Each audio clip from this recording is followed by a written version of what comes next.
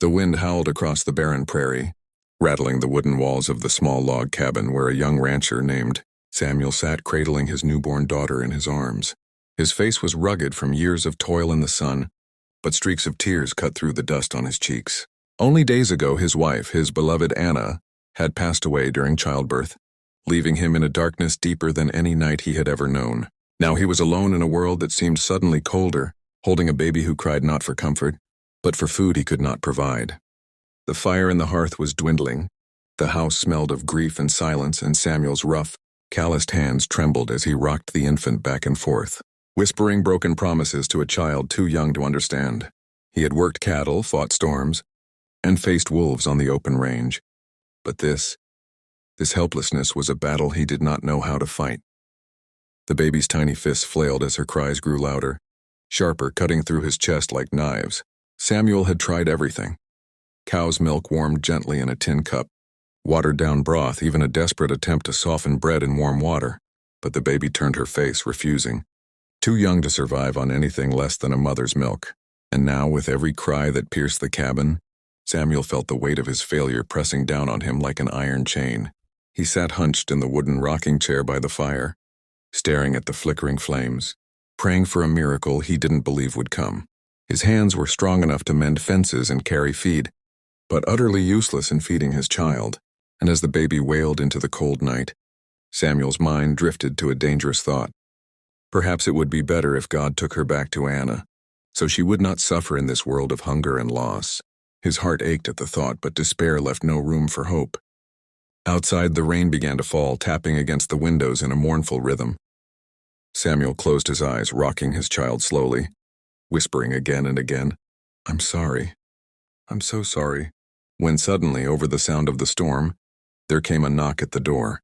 His head shot up, his body stiffening.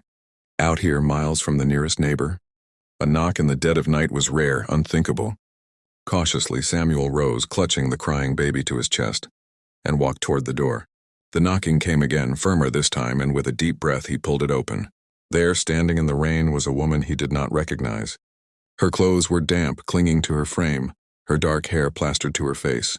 She looked worn from travel, but her eyes were gentle and full of something Samuel hadn't seen in days: life. Without waiting to be invited, she stepped forward slightly, her voice trembling but resolute. "Please," she said softly, glancing at the baby. "I heard the crying from the road. Let me help. I can feed her." Samuel's breath caught. His eyes fell instinctively to her chest, then quickly back to her face. As shame and hope warred within him, she was a stranger. He didn't know her name, her story, or why she had come. But her words were clear, her body language honest. She carried herself with the quiet confidence of a woman who had nursed before. The baby, still wailing, squirmed in his arms as if sensing salvation just beyond reach. Samuel stood frozen, his pride battling with desperation. He was a man who had built his life with his own hands, never asking for help. But now this wasn't about him. This was about his child. And when the baby's cry grew ragged, Samuel finally stepped aside, his voice breaking as he whispered, "Please, help her." The woman entered the cabin, shedding her damp shawl by the fire, and sat on the edge of a wooden chair. With practiced care, she reached for the baby, and Samuel, trembling, placed his daughter into her arms.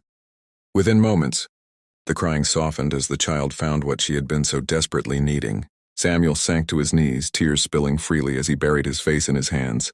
The sound of his daughter's contented suckling filling the cabin like the sweetest song he had ever heard. For the first time since Anna's passing, Samuel felt something stir within him, hope. And though he did not yet know who this woman was, why she had come, or what fate had placed her on his doorstep in the dead of night, one truth burned clear in his heart. She had saved his child. The fire crackled stronger now, throwing long shadows against the cabin walls as Samuel sat across from the woman, watching her cradle his daughter with a tenderness that both comforted and unsettled him. The baby, once restless and weak, now lay peacefully in her arms, her tiny hand curled around the woman's finger. Samuel felt the knot in his chest loosen, though questions swirled in his mind like a dust storm. Who was she? Why had she come here? And what was he to make of the sudden presence of a stranger in his life at the very moment he had thought all was lost? The woman met his gaze, her eyes steady though her face revealed the weariness of long travel. "My name is Evelyn," she said quietly, adjusting the baby against her shoulder. "I lost my husband last winter, and my own baby not long after. My breast—" She glanced down, her voice catching. "They still give milk. When I heard your little one crying through the storm, I couldn't just walk past." Her words hit Samuel like a hammer to the chest. He leaned back in his chair, staring at her, struggling to find words. She had lost as much as he had, perhaps more. Yet here she was, giving life to his child when grief could have left her empty. For a long moment, neither spoke, the silence filled only by the crackle of the fire and the soft breaths of the sleeping baby. Samuel finally found his voice. "I don't know how to thank you," he whispered, his voice rough. "You've saved her. Saved us both." Evelyn looked down at the child, brushing a strand of hair from her tiny forehead. "No thanks needed," she murmured. "Sometimes God places us where we're needed most."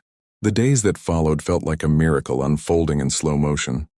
Evelyn stayed nursing the baby with a mother's care, while Samuel found himself watching her with a mix of gratitude and awe. She helped soothe the child through long nights, sang soft lullabies by the fire, and even tended to small chores in the cabin as though she had always belonged there. Samuel, once consumed by grief, began to rise earlier, to work the ranch again, his heart lighter knowing his daughter would not starve. Yet inside him, questions stirred. He wondered if it was right to rely on a stranger, wondered if fate had brought her as a blessing or as a test. And in the quiet hours of the night, when Evelyn sat by the fire nursing the baby, Samuel would find his eyes lingering on her, on the softness of her smile, the strength in her eyes, the way she carried herself with both sorrow and grace. Still he held back, afraid to dishonor Anna's memory, afraid to admit that perhaps his heart was not as buried as he thought. One evening, after a long day of work, Samuel returned to the cabin to find Evelyn humming softly while the baby slept against her chest. The sight rooted him to the floor, his heart pounding with emotions he could barely name. She looked up, meeting his eyes, and for a moment, it felt as though the world outside the cabin no longer existed.